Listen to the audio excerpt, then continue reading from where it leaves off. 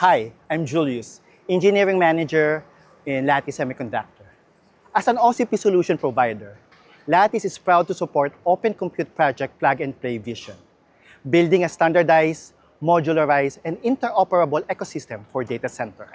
In this demo, we will walk through our LTPI-based setup, showcasing how JSON-based onboarding enables seamless communication between a host processor module or HPM and its endpoint. Here, we have a DC-SCM and an HPM connected via LTPI. Despite their differences, whereas the SCM only have one I2C bus, while the HPM has three, LTPI bridge them using dynamic link configuration.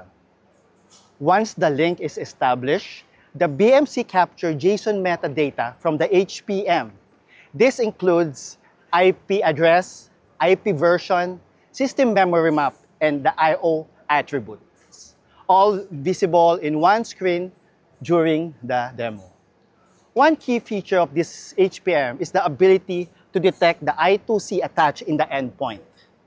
This is made possible by integrating a RISC-V-based I2C controller into the HPM. Once the link is up, the BMC can then request the endpoint data that he can capture for accurate mapping and control.